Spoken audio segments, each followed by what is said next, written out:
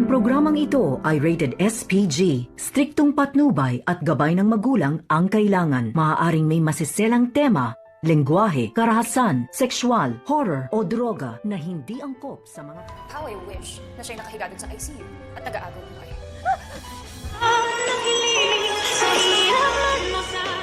Narito na nga ang ating pagkaabangan ngayong Biyernes sa Abot Kamay na Pangarap. Tila nagkatapuhan naman ngayon itong magkapatid na si Giselle at itong si RJ dahil sa nangyayari nga dito kay Zoe na isinisisi naman dito ni RJ dito nga kay Giselle na sana raw ay hindi niya mapagbibintangan ng kanyang anak.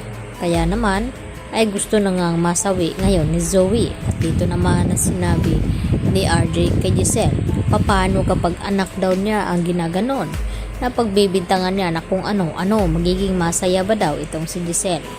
Hanggang sa sumagot naman itong si Giselle dito kay RJ na hindi daw siya masisisi na kung bakit pag-isipan ng masama ni Giselle itong si Zoe at itong si Moira dahil sa marami na ngang beses na nagsisinungaling na nga ang mga ito.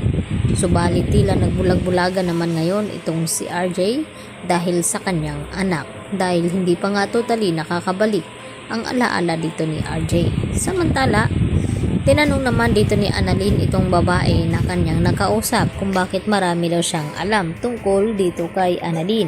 At ang sabi naman dito ng babaeng ito ay kakilala daw siya dito ni Don Pepe. At mas marami pa daw siyang alam tungkol sa mga tanyag. At dito naman na tinanong ni Justin itong si Annalyn na kung nasaan na ba daw ang anak dito ni RJ na si Zoe. At ang sagot naman dito ni Annalyn sa kanya na hindi daw niya alam kung nasaan ito.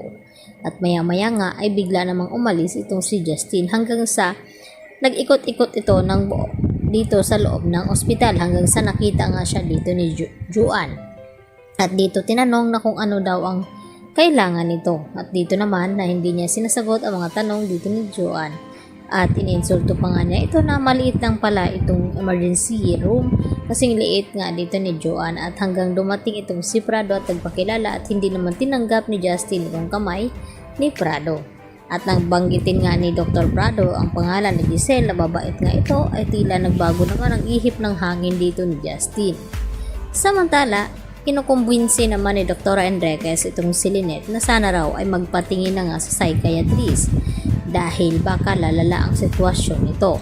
At dito naman na sinabi ni Lynette na kaya daw niya itong kanyang sarili at hindi pa daw siya nababaliw. At dito naman na dumating din itong si Aling Susan at sinamahan nga itong si Lynette. Subalit hindi pa rin mawala dito kay Lynette ang mga kung ano-ano ang kanyang nararamdaman at nakikita at natatakot nga siya sa mga nangyayari dito sa kanya at ayaw naman niya ipaalam dito nga kay Annalyn dahil gusto niya na mag-focus itong si Annalyn dito nga kay Don Pepe. Samantala, habang naglalakad naman itong si Giselle ay dito niya hindi napansin itong Ali na nakabunggo nito hanggang sa natapon nga itong kape. At sakto naman na nakita ito ni Justin at dito naman na sinabi ni Justin na kung mainit daw itong kape ay baka nasa 3rd degree na nga at napaso itong Ali at baka makulong pa itong si Giselle. At hindi naman mawari ni Giselle na kung ano ang sinasabi nga ng babaeng iyon. At dito niya nga tila napaisip. At dito rin na dinalaw ni Giselle itong kanyang ama na si Don Pepe. Maya-maya nga ay may tinawagan itong si Justin at ito pala ang kanyang ama na sana daw ay si Giselle na lang ang nakahiga sa ICU at nagagaw buhay. Yan ang ating abangan bukas sa Abot Kamay na Pangarap.